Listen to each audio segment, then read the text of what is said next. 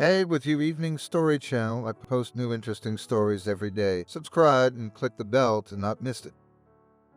Nick had a complicated, even interesting fate. His childhood was colorful, filled with the shouts of his friends on the street playground, running, and the pain of daily abrasions on his knees. However, that was life in the yard. At home, on the other hand, things were harder and more difficult. Vanessa's mother raised her son alone. The father left the family when Nick was 3 years old. The son was not interested in the reasons for their divorce, but many years later learned from Aunt Jenna, who lived in another city, the whole story. It turned out that Dad had done something unfair to Mom. He had gone to another city to earn money. At that time, many men did that. However, this particular man decided to stay in a new place. He found another family there, recanted from his past, and his wife and son. Of course, the single mother did not have a lot of money, so Nick did not have expensive toys or clothes on the latest fashion. But he was not lacking in care and attention, and his belly was always full. Vanessa was a magician and could cook something really delicious from simple products.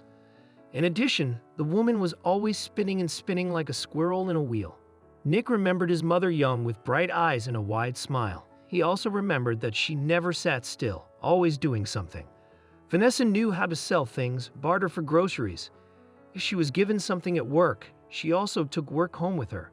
So her son wouldn't need anything, and Nick didn't need a lot of sticks and tiles to be happy. He had enough to play with the boys in the yard.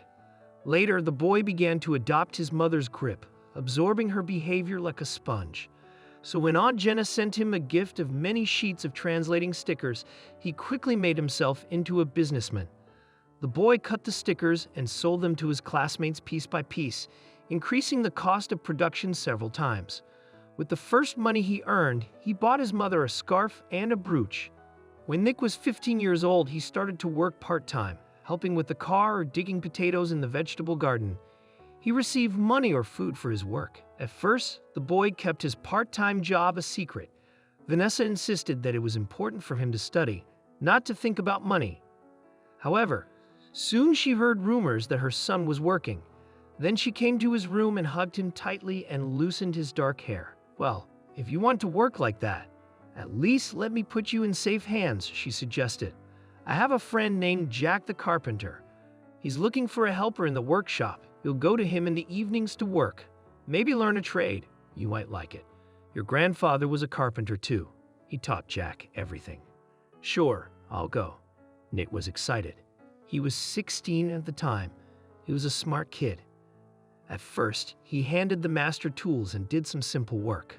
After 2 years, Nick had already learned the craft and could make anything from a stool or interior items to a cabinet with carved palaces or a bed by himself. The boy came of age. He changed almost all the furniture in the house. His mother praised him everything, assuring him that his grandfather's genes were not wasted. Nick realized what he wanted to do. He began to work a lot with wood. Every time he did it, it got better and better. Rumors spread. Everything worked out just right. Talented young man began to receive orders first from local residents and then from other cities. With enough money saved up, Nick decided to open his own carpentry shop, called it Papa Carlo, all because his mom used to make fun of him, that he was always chipping away at things. As the years went by, production expanded. Nick needed more hands, more space, more materials. Papa Carlo was now making furniture not only for families, but also for corporate hotels. By the age of 30, Nick had become a big businessman. He bought an apartment in the center, made repairs in the apartment, because she flatly refused to move out of there. The man also took care of his mother, taking her on vacations. That is, at the age of 33, Nick met his wife. Usually, the man was so busy with work that there was no time for relationships. But here is Christina, whom he met at the anniversary of a friend, conquered him at first sight. The feelings of the businessman turned out to be mutual. A month later, Christina and Nick were a couple. They went to restaurants and theaters, movies and exhibitions. Nick was not stingy on gifts, flowers, and compliments. He was a generous man and courted beautifully too. If he invited Christina to a restaurant, he sent her dresses and jewelry so that the girl did not worry about her image for the evening. A year later, they married, and another year later, they had a daughter, Anna. She was a small copy of her father with blue eyes and dark, as if with hair. Nick loved his child and carried his beautiful wife in his arms. They seemed to have a beautiful family. However, the happiness was fragile and lasted until the first rain. Anna was 4 years old when grandmother Vanessa died. Nick was taking the loss of a loved one hard. His strife was taken advantage of by his competitors. One night when Nick was sleeping, his cell phone rang. The man spilled his eyelids with difficulty, saw an unfamiliar number. "Hello, sorry," he sang. "Who is this, Nick?" asked on the other end. "This is a police lieutenant in charge. Your factory is on fire." The man's sleep was gone in a flash. He got dressed and, without answering his wife's questions, rushed out of the house. When Nick arrived at the scene, his heart sank. All the materials, equipment, machines, furniture were burned. The factory was left in ashes. Unable to bear such a picture, the man fell to his knees, clutching his fingers in his hair. "Hello," a man in uniform addressed him. "It was me who called you. Is there any chance of arson? We'll investigate." Nick nodded at the loss. He didn't understand the point of investigating anything now. His brainchild, his business turned to ashes. That's what matters. However, that was only the first stone that flew at the businessman. Turns out he trusted the wrong person. His competitors had bribed his partner. He signed documents that left Nick with nothing. The man's personal savings were distributed to workers, paying their salaries, and also returned to customers whose furniture he could not give. As a result, the man was left not just with empty pockets, but in debt. Christina, despite the fact that in the registry office solemnly swore to go through fire, water, and copper pipes with her husband to be in wealth, in poverty such a life did not bear. To be more precise, she didn't even try. Decided to run away at the first major difficulties. It was only a month later when Christina announced that she demanded a divorce. Nick was horrified to hear his wife say such words. "Christina, what divorce?" he gasped. "I understand that I was set up, but you're the one I did not expect to get a knife in the back from you. You didn't even say a word of encouragement. How did it all come to this? Don't blame me. If I'm so bad, I'm glad I'm leaving. But why?" Nick was sincerely perplexed. He, despite the heights achieved, remained a simple-minded guy, good at modesty. Therefore, the man was sure that his marriage was built on love. How wrong he was. "I feel cheated," the wife declared to the man as she packed her things in her suitcase. "I married a successful businessman man who gave me gifts and pampered me. And now, what do you want me to do? Build a paradise in a hovel? You'll be foreclosing on your apartment any day now or tomorrow. I don't want to be a part of that. But what about your daughter?" Nick was stunned, realizing that they are ready to take away the most valuable and expensive child in the world. "She will stay with me." "The law is always on the side of the mother," Christina declared. "Will you be able to see her?" After Nick's apartment was empty, his hands went down. The man started drinking bitter every day, piling up problems in his head. Soon, as Christina had predicted, he sold his apartment and car to cover his debts, to stay out of jail. Nick went to the cottage back where he had started his career. There, his grandmother's house still held old tools. In the dacha community, Nick began to drink even more. He felt sorry for himself, drowning in an abyss of despair, tormented by loneliness. The only joy for the man was that Christina brought his daughter to him on weekends once or twice a month. Soon he learned that his wife left him not in the middle of nowhere, but in the arms of another businessman charmed by her. However, this time the man was not even surprised and did not even let his heart worry. Summer came. The neighbors who came to the plots already knew Nick well, but they didn't like him much. They considered him strange, even dangerous. The man became unloved, seldom shaved, looked for a reason to fight, and even used his fists. Nick especially hated a local stray dog named Trevor. When he was a puppy, the owners decided to get rid of him. They bred purebred dogs. But Trevor had a defect. His ears crooked the wrong way, his tail curled, and the color was not noble. So the dog was thrown out into the woods in the middle of a fierce winter. There the frozen puppy was picked up by Nick's neighbor grandfather David. The man took him out, fed him from his heel, warmed him on his chest. In the end, the dog survived and grew up to be a kind and loyal friend. But David's grandfather did not live long, leaving the dog alone. Trevor was very longing for his master, so he hung around the neighborhood. The locals took pity on him and fed him. But Nick did not like the dog. The fact is that the man often got to the dealer. In this state, he went into a frenzy and Trevor smoked near his windows because his landlord used to live next door. Then the man would jump out on the threshold of the old house, waving his fists and voices to the whole neighborhood. "I'm sending that dog to a kennel." He was shouting with rocks, chased the dog away. He got to tearing his throat out. Anyway, Nick didn't make friends with any of the neighbors, playing the role of hermit or local lunatic, and the dog annoyed him because he had to deal with his smoking and howling at night. Once Christina, arriving in a luxury car at her ex-husband's house, looked around with squeamishness. "I'm afraid I'm leaving my daughter for the last time," she informed him. "Look how you've neglected yourself. It's dangerous for the child to be with you. And your hut, by the looks of it, is about to fall apart." No, the man was genuinely frightened. "Don't take the thread. I don't drink in front of her, I swear. And if we saw each other more often than one day a month, I'd get a grip on myself. I miss her. You know she's fine with me. We'll see." A twitch in my shoulder. Christina pulls her sunglasses over her face. "I want to go away all weekend with my man. I'm leaving my daughter with you. If you can handle it, then we'll talk." Nick hadn't felt anything for his ex-wife for a long time, but he cherished his daughter. Anna was the only ray of light in his life, so he jumped at the chance to spend more time with her. As soon as Christina left, the man burst into laughter. The stranger's daughter was thrown higher in his arms. "But what are we going to do with you?" he asked his beautiful girl. "You want to go fishing on a boat, and then we will cook soup in a cauldron right on the shore and pick berries right from the bush." The little girl took the idea with delight. All day they stayed in three Nick, Anna, and her doll, which the girl called Sophia as a heroine of some cartoon. The doll was already old, but Anna, despite her mother's reproaches, did not agree to part with her favorite toy. It was a gift from her father. Therefore, it was dear to the child, even so small. In the evening, Nick put Anna to bed, telling long stories.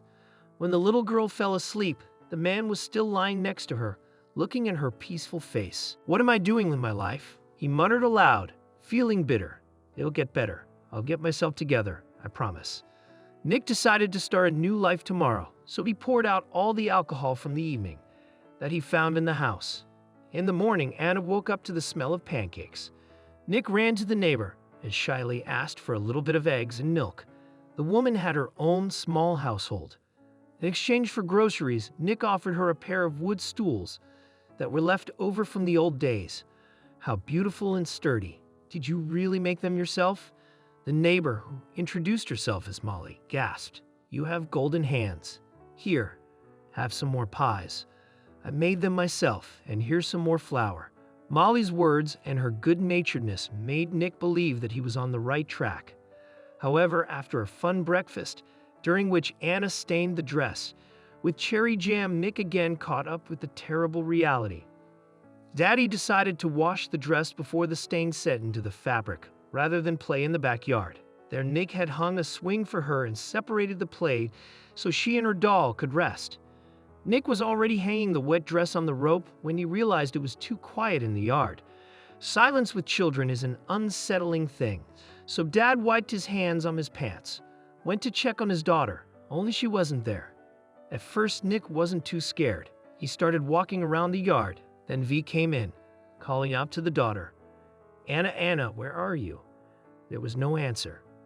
And with every minute that Nick searched for his daughter, his steps became more and more rapid. His eyes became frightened, his voice nervous. He yelled louder. Jumping out of the wicket, the man met the neighbors who were coming from fishing. He rushed to them. "Have you seen a child?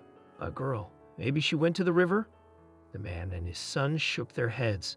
Nick rushed on. He kept running, staying his heart was beating somewhere in his throat. In desperation, the man rushed back into the house. He left his cell phone there. Nick realized that if he called the police, he'd get into trouble. After all, he's an unemployed alcoholic who lost his daughter in broad daylight, so it is unlikely that he will be allowed to see her. However, the most important thing for the man now was to find her sweet Anna again. As Nick ran up to the gate, he heard a dog barking. Trevor jumped out of the neighboring lot, which was empty, and rushed over to Nick. He waved the dog away angrily. He shouted angrily at the dog. However, the dog did not lag behind. It rushed to Nick, but did not bite, but tried to attract attention. When Nick ran home, the dog did not follow him, except that barely had he found his phone and returned to the yard to catch a connection. Trevor was back. He even ran into Nick's lot, something he had never done before. Nick cast a quick glance at him, surprised that the dog was silent. However, he then abruptly raised his head, and the phone fell out of his hands. Falling to the grass, the man rushed over to the dog, holding out his hand. From where? Where did you get it from? It turned out that Trevor was silent because he was carrying Sophia, Anna's favorite doll, in his mouth. The dog obediently placed the doll in the man's hands and then barked again for Nick behind him.